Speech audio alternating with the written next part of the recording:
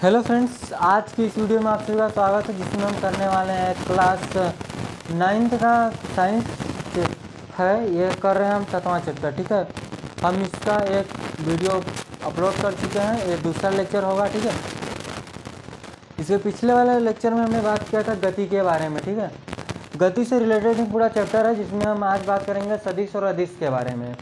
सदिश क्या होता है, अदिश क्या होता है, अदिश राशियाँ क्या होती हैं और सदिश राशियाँ क्या होती हैं।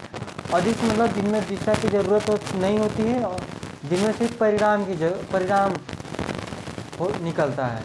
और सदिश मतलब जिसमें दिशा और परिणाम दोनों दर्शाया जाता है, तो उसको हम बोलते हैं सदिश। और अदिश जिसमें सिर्फ परिणाम बताया जाए। ठीक है, ऐसी राशियाँ हम पढ़ने वाले हैं, जिसमें कुछ उदाहरण भी देखेंगे। अगर आपको अच्छा लगता है तो आप कमेंट कीजिए और शेयर कीजिए। ठीक है, आपको क्वेश्चन करना है तो क्वेश्चन कीजिए, या फिर जो भी टॉपिक आपको नहीं समझ आती है उससे वो आप पूछ सकते हैं। ठीक है, तो चलिए इसको शुरू करते हैं, जिसमें हमको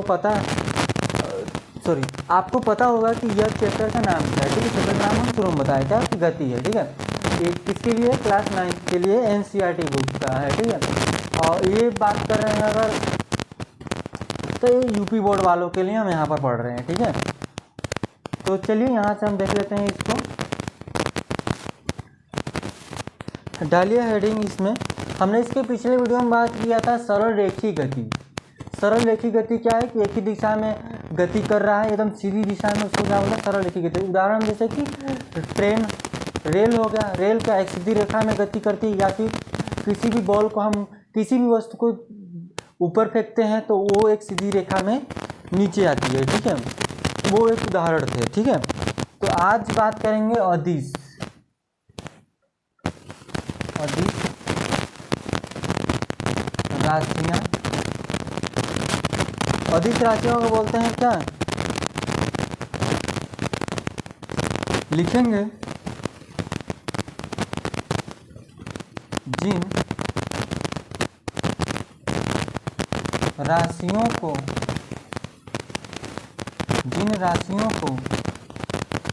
या जिन राशियों की कोई दिशा नहीं होती है,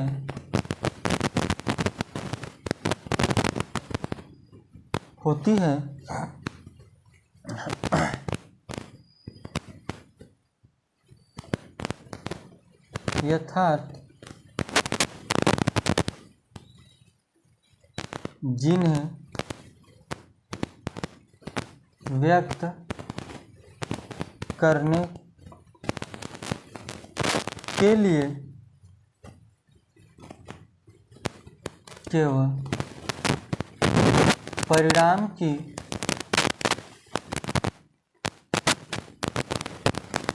हमने क्या बताया, यथार्थ जिन्हें व्यक्त करने के लिए केवल परिणाम। हमने बोला ना शुरू में कि जिन राशियों की कोई दिशा नहीं होती है, अर्थात जिन्हें व्यक्त करने के लिए केवल परिणाम की आवश्यकता होती है, या परिणाम बताया, परिणाम की आवश्यकता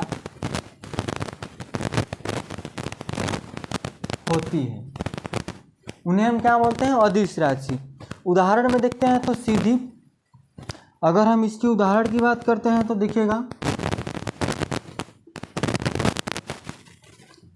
दूरी। दूरी कैसी राशि है, अदिश। आयतन, द्रव्यमान, इसमें कोई दिशा की जरूरत नहीं पड़ती है। घनत्व, दाब,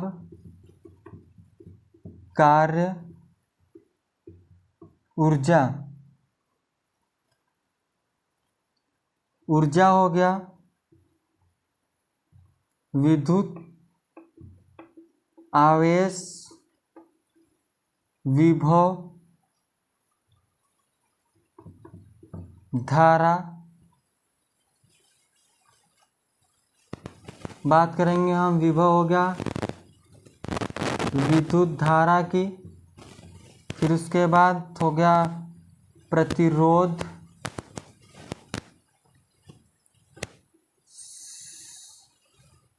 और रहने दीजिए, ठीक है। हमने बात किया दूरी, आयतन, द्रव्यमान, घनत्व, दाब, कार्य, ऊर्जा, विद्युत आवेश, विभव, विद्युत विभव है, विद्युत विभव लिखेंगे इसको, या विभव लिखिए, विद्युत धारा और प्रतिरोध है। क्या है? एक अदिश राशि है। ये सब क्या है? ये सभी अदिश राशि हैं। क्या है? अदिश राशि हैं। आगे हम बात करेंगे सदिश राशि की, ठीक है।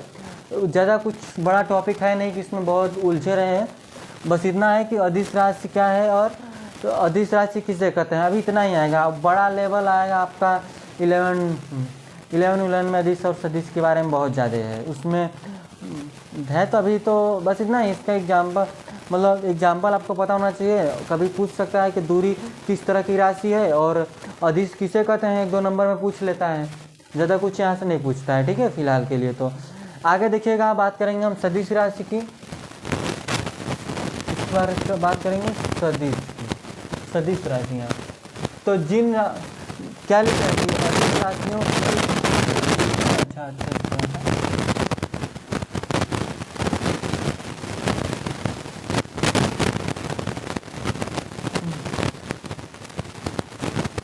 लिखेंगे अदिश राशियों की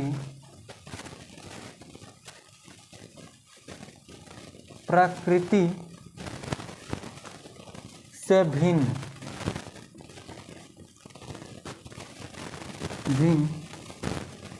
ऐसी अनेक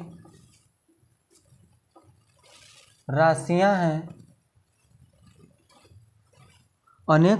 हैं जिनके पूर्ण सूचना देने के लिए, अभी इसके बारे में डिटेल में बात करेंगे, देने के लिए उनके परिमाण के साथ साथ दिशा की आवश्यकता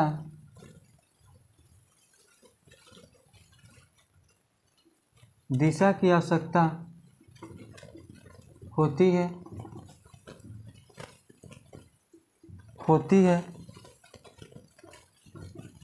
यथार्थ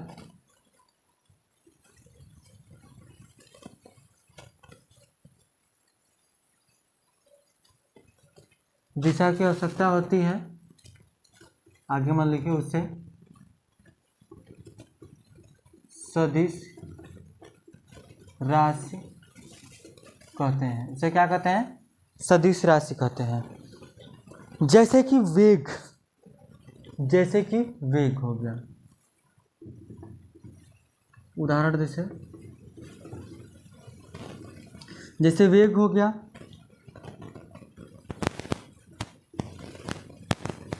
विस्थापन, संवेग, बल, संवेग हो गया, बल हो गया,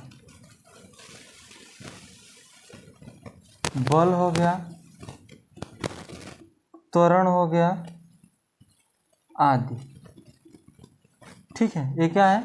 सदिश राशियां हैं। वेग, विस्थापन, बल, त्वरण। बल हम किस दिशा में लगा रहे हैं, त्वरण किस दिशा में हो रही है, विस्थापन क्या होता है, इन सारी बातें। वेग किस दिशा में, चाल मतलब वेग क्या मतलब चाल, किस दिशा में वो जा रहा है, ठीक है। ये सब बातें होती हैं। परिणाम के साथ साथ इसकी दिशा की भी आवश्यकता होती है इन सभी राशियों में, ठीक है, जिनको हम क्या बोलते हैं? सदिश राशि। तो पहला जो हेडिंग है, आगे बात करेंगे दूरी के बारे में बात करने वाले हैं, ठीक है। दूरी क्या है, ठीक है। विस्थापन में भी, अब विस्थापन के बारे में भी हम बात करेंगे, ठीक है। देखिए, दूरी और विस्थापन में 2 तरह के डिफरेंस आएंगे कि, ठीक है, जो हम अभी क्लियर कर लेंगे तुरंत, क्या क्या इसमें है, मतलब अंतर होंगे, ठीक है, दूरी और विस्थापन में। समझे कि नहीं? तो क्या करें, आगे चलें, तो इसको उतारिए फटाक से, आगे बढ़ते हैं, ठीक है।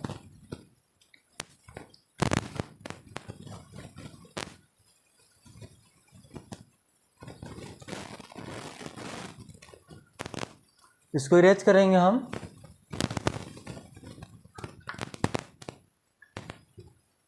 देखिए ज़्यादा है नहीं ना, तो ज़्यादा हम बता भी नहीं रहे हैं, क्योंकि ज़्यादा बताकर क्या करेंगे, ठीक है। जितना पेपर में आता है उतना ही पढ़ देते हैं, जैसे पढ़ दिया दिमाग के ऊपर से जाना है चली जाएगा, क्या करेंगे, ठीक है। तो देखिए यहाँ से बात करेंगे डिस्टेंस की, यानी कि दूरी की। दूरी क्या है, किसी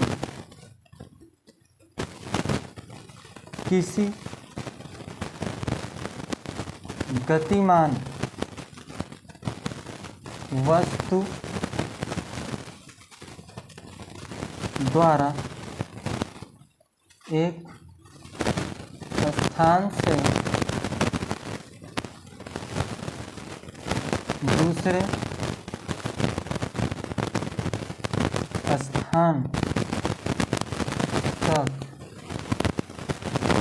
जाने में उसके मार्ग की लंबाई को वस्तु द्वारा चली गई दूरी कहलाती है। क्या बोले, किसी भी गतिमान वस्तु द्वारा एक स्थान से दूसरे स्थान तक जाने में उसके मार्ग की लंबाई को वस्तु द्वारा चली गई दूरी कहलाती है। जैसे कि यह हो गया, ठीक है, ए हो गया और ये बी हो गया, यहाँ से यहाँ तक चला, ठीक है, यहाँ से यहाँ तक इसकी दूरी हो जाएगी। अभी यहाँ से पूरा घूम घाम के आए फिर यहाँ, तो ये पूरे मार्ग की ये लंबाई होगी, समझे बात को। या फिर ये क्या करे, ऐसे घूमे, फिर ऐसे घूमे, फिर क्या करे, यहाँ पर करे, तो ये टोटल आपकी दूरी हो जाएगी, नापेंगे हम, ठीक है। बात समझ में आई क्या। या फिर उसको 4 चक्कर लगाए, वो 1 ही किलोमीटर को 4, 5, 10 चक्कर लगाए, तो उसकी टोटल दूरी काउंट की जाएगी, ठीक है, समझिए, ये होगी, ठीक है। आगे बात करेंगे विस्थापन की। तो विस्थापन में किस तरह से इसमें डिफरेंट आएंगे दूरी और विस्थापन में, देखिएगा कैसे। पहले विस्थापन को हम लिख लेते हैं, ठीक है, दूरी समझ में आ गई ना, इसी जगह विस्थापन भी लिख लेते हैं, ठीक है, क्योंकि दोनों का डाउट अभी तुरंत क्लियर हो जाएगा। विस्थापन यानी कि डिस्प्लेसमेंट, लिखेंगे किसी ऋजु रेखीय मार्ग पर किसी गतिमान वस्तु की अंतिम एवं प्रारंभिक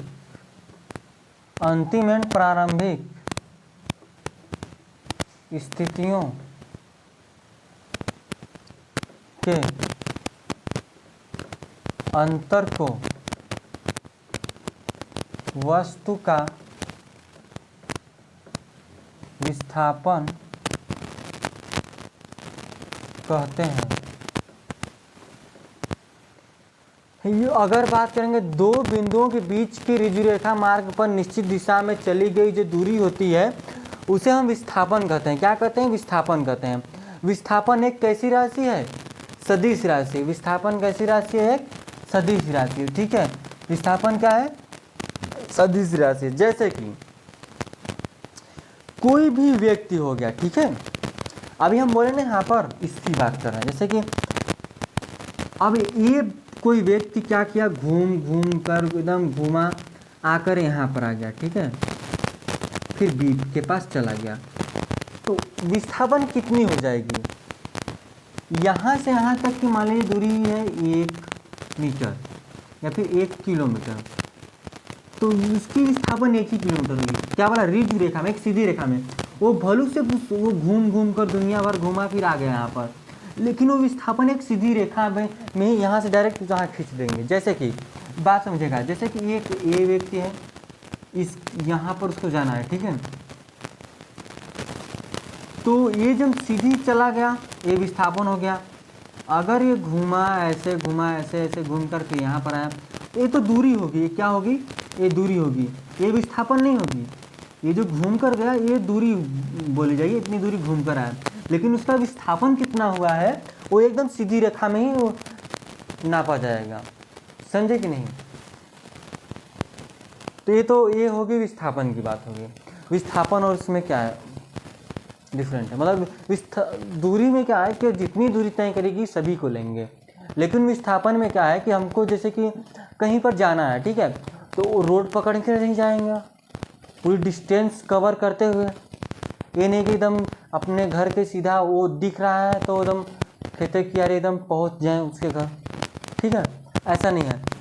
लेकिन विस्थापन वही बोला है कि एकदम सीधा ही जाओ भाई, ठीक है। तो यहाँ देखो बात करेंगे विस्थापन की विशेषता के बारे में। विस्थापन की क्या विशेषता है, ठीक है।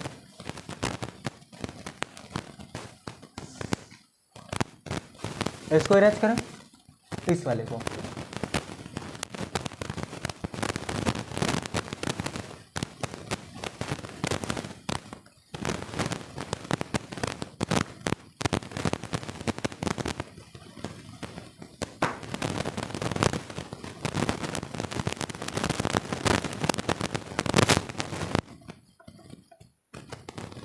विस्थापन की विशेषता, ठीक है। इसकी विशेषता क्या है, एक क्या बोलता है, ठीक है। तो लिखेंगे यह आवश्यक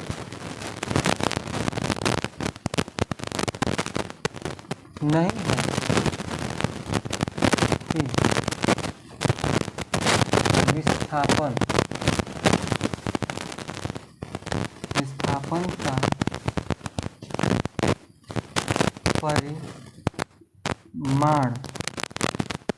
परिमाण चली गई दूरी के बराबर। अभी हमने बोला ना, ठीक है। इसलिए क्या विशेषता है कि यह आवश्यक नहीं है कि विस्थापन का जो परिणाम है चली गई दूरी के बराबर हो, ठीक है। वो बराबर कभी नहीं होता है, ज़्यादा इसमें कुछ नहीं है, ठीक है, बस इतना समझिएगा। तो जैसे अभी हमने क्या बोला, यहाँ से यहाँ तक चल रहा है, ठीक है, वो 6.5 सेंटीमीटर है इसकी दूरी, ए और बी है, ठीक है।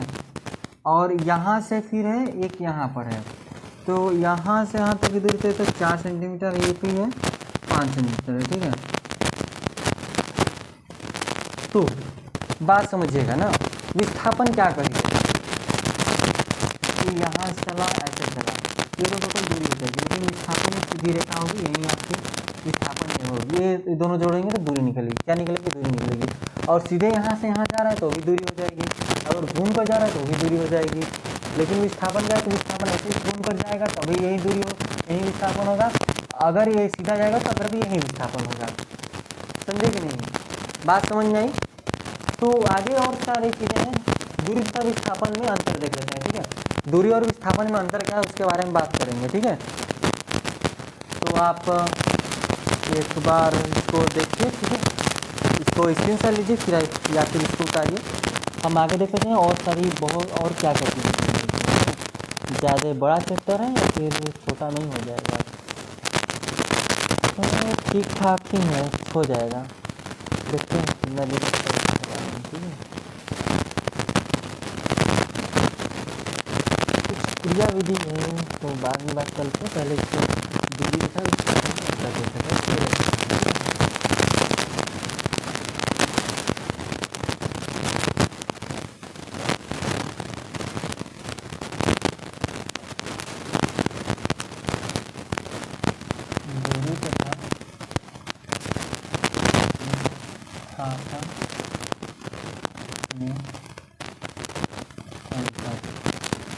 दूरी तथा विस्थापन में अंतर की बात करेंगे। क्या है अंतर?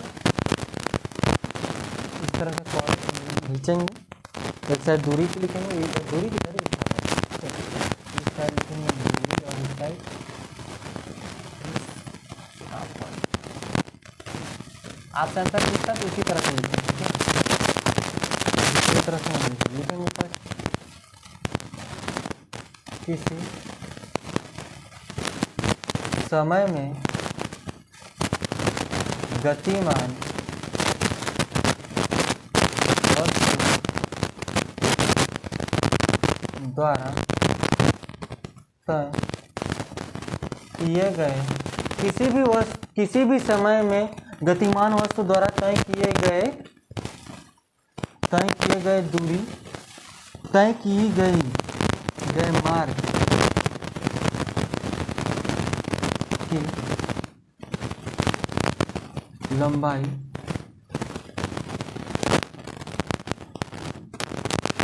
दूरी की बात करेंगे तो क्या है? किसी निश्चित दिशा में गतिमान वस्तु की अंतिम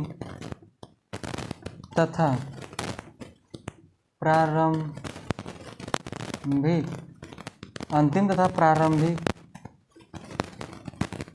स्थितियों के बीच की न्यूनतम दूरी को विस्थापन कहते हैं। अभी जो हम लिखवाया था ना उसी चीज़ को लिखा है। दूसरा है यह केवल परिमाण को व्यक्त करता है। अब कोई व्यक्ति कितनी दूरी तय किया वो से थोड़ी मतलब है, वो कितने किलोमीटर चला उससे मतलब है ना, कितनी दूरी तय की उससे मतलब होता है। आगे देखिए, अब रोड एक ही दिशा में थोड़ी बनी है, सभी दिशाओं में घूमते फिरते बनी हुई है। कोई भी सड़क है तो एक ही दिशा में थोड़ी बनी है, या फिर जा रहे हैं अगर नॉर्थ का उधर ही जा रहे हैं एकदम सीधा ही चले जाए, कूद जाए किसी खाई में, ऐसा थोड़ी है। यह बात करेगा कूदो, परिमाण तथा दिशा दोनों को, परिमाण और दिशा दोनों को व्यक्त करता है, व्यक्त करती है। आगे बात कीजिए तीसरा नंबर, तो यह सदिश राशि क्या है? सदिश राशि है। और यह सॉरी ये कहाँ सदिश होगी, जब ये परिणाम बस पता अदिश है ना, ये सदिश है, सदिश राशि है। आगे बात करेंगे चौथा की, तो दूरी सदैव धनात्मक होती है। इसकी जो दूरी होती है धनात्मक, ऋणात्मक अथवा शून्य भी हो सकती है। चौथा, इसकी या फिर विस्थापन धनात्मक, ऋणात्मक और शून्य भी हो सकती है। शून्य से क्या तात्पर्य है? जैसे यहाँ से चला, ठीक है, फिर घूम फिर कर यहीं आ गया तो इसका विस्थापन 0 हो गया। क्या हो गया, ध्यान से देखिए यहाँ से, ठीक है। शून्य से हम बताए नहीं, अब यहाँ पर ध्यान दीजिएगा। इसका शून्य से क्या मतलब है, विस्थापन शून्य कैसे होगा, जैसे वो अपने घर से चला, ठीक है, मार्केट गया, मार्केट से फिर वापस घर आ गया, यानी कि उसका विस्थापन क्या हो गया, 0 हो गया। क्या हो गया, 0 हो गया, ठीक है।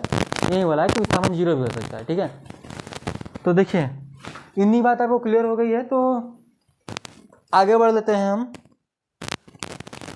इसका विस्थापन सीधे धनात्मक होगा। एक ये टोटल दूरी, जैसे कि अपन यहाँ से देखिए, ये 6 किलोमीटर का डिस्टेंस है ना, गया फिर वापस आया, कुल 12 किलोमीटर चला, कितना 12 किलोमीटर गया, यानी धनात्मक हुआ। लेकिन यहाँ पर क्या है कि एक बार गया फिर वापस घर पर आ गया तो इसका विस्थापन क्या हो गया, 0 हो गया, विस्थापित नहीं हुआ, अब वापस अपने स्थान पर आया है, ठीक है, कहीं नहीं गया, बात समझिएगा। तो इतनी बात आपको क्लियर हो गई है। तो इसमें कुछ उदाहरण है, एक उदाहरण आप कर ही सकते हैं, ठीक है। बोला है कि माना किसी विद्यार्थी का स्कूल घर से 2 किमी दूर है तथा विद्यार्थी घर से स्कूल जाता है और लौटकर वापस घर आता है, तो दूरी तो आपकी 4 किलोमीटर हो जाएगी, लेकिन विस्थापन आपकी 0 हो जाएगी। क्या हो जाएगी, विस्थापन 0 हो जाएगी। ये आप कर लीजिएगा, ठीक है, हमने बता दिया। एक बार आप फिर से देख लीजिएगा, नहीं अगर समझ में आता है कोई बातें तो, ठीक है। बात करेंगे एक समान गति और असमान गति की। एक समान गति क्या है और असमान गति क्या है। जैसे हमने दूरी की बात की, दूरी डिस्टेंस तय किया, तो जैसे यह व्यक्ति है अगर ये साइकिल से जा रहा है तो हर समय, जैसे यहाँ से यहाँ तक जाने में उसकी रफ्तार कितनी है, गति कितनी है, एक समान है या अलग अलग है। जैसे हम घर से चले स्कूल के लिए, ठीक है, तो हर समय तो गति उतना ही नहीं रहेगा, कहीं पर कम, कहीं बेसी, कहीं कम बेसी करेंगे। एक समान गति क्या है कि जैसे कि 4 किलोमीटर जाना है तो 40 की रफ्तार में ही जा रहे हैं 4 किलोमीटर तक, हो जाएगी एक समान गति। असमान गति क्या हो जाएगी, 1 किलोमीटर जाने में जिससे कहीं पर हमने 20 की रफ्तार से चलाया, कहीं पर 10 के, कहीं पर 60 के, तो वो हो जाएगी असमान गति। क्या हो जाएगी, असमान गति हो जाएगी, ठीक है। तो क्या करें, नेक्स्ट वीडियो में इसके बारे में बात कर लें, ठीक है। इसके लिए कुछ आरेख भी है, क्या कहते हैं, टाइम की बात करेंगे, जितना हो गया उसके हिसाब से आगे चलेंगे, ठीक है। तो क्या करते हैं, रहने देते हैं, ठीक है। नेक्स्ट वीडियो में बात करेंगे एक समान गति और असमान गति के बारे में। फिर इस पर एक गति ज़्यादा है नहीं, ख़त्म करेंगे जल्द में, ठीक है।